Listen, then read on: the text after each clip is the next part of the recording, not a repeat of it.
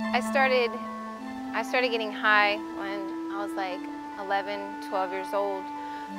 My parents divorced and we started partying with my dad. I was smoking weed and drinking, and this continued all the way through middle school and into high school. And then by the time I was in high school, I was experimenting with everything I could get my hands on.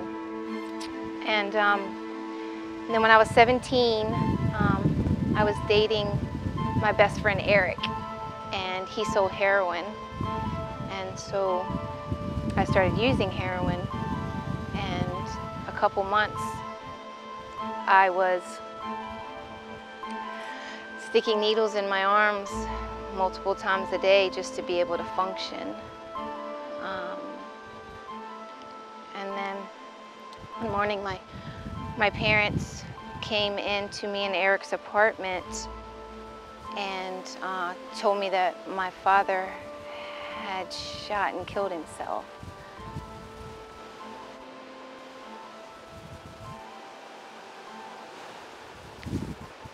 That broke me, and my addiction, of course, got worse. Me and Eric lost our apartment. We lost everything and wound up sleeping in the park until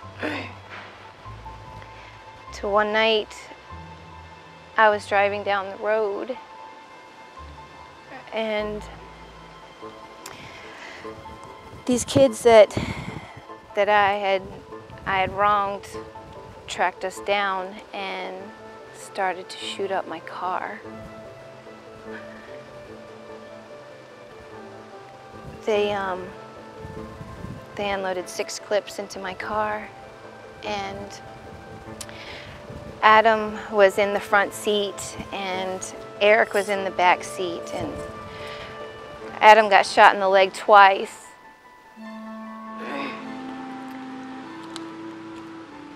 Eric was in the back seat and he was leaning forward, trying to push my head down so I could drive us out of there.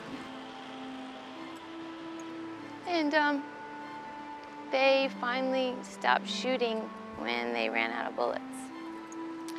They shot 70-some bullets into my car.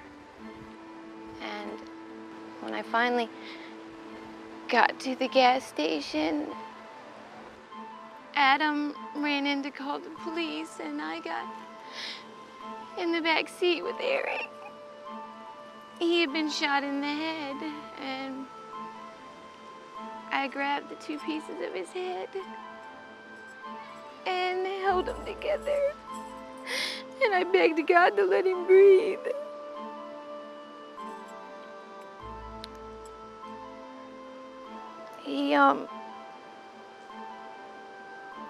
He did breathe, but he died, and I gave up. The forensic unit later told me that there's no way that I should have lived, that the angles of the bullets should have ripped my body to shreds. I didn't know then, but I know now that was God protecting me. So after Eric died, I didn't want to live anymore. I stayed in heroin addiction for 11 years. And I began stealing everything I could get my hands on to support my habit. And I began robbing people, doing whatever I had to do. When they finally arrested me, I was arrested with 21 felonies and 2 misdemeanors. So I was in and out of jail a lot.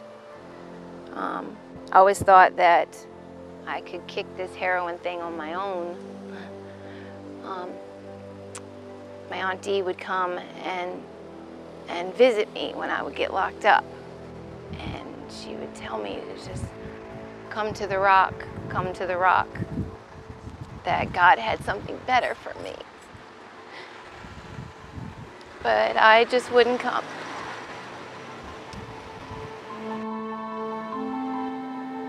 I didn't want to feel anything. Everything was about just staying high and staying numb. And I abandoned everyone that I love, including my 3 children.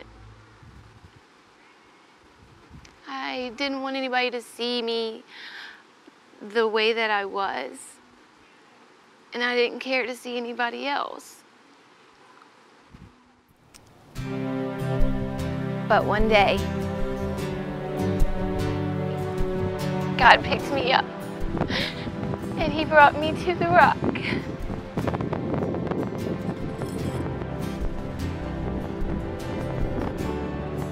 And I stopped.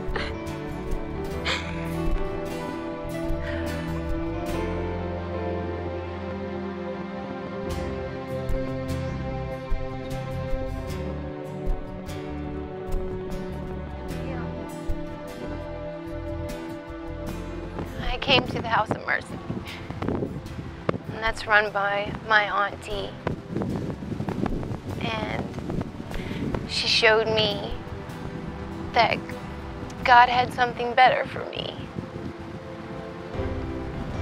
that He wanted more for me, and she taught me how to fall in love with Jesus. I got a peace inside of me now that I didn't know before. And I found forgiveness for myself and for the people that had hurt me.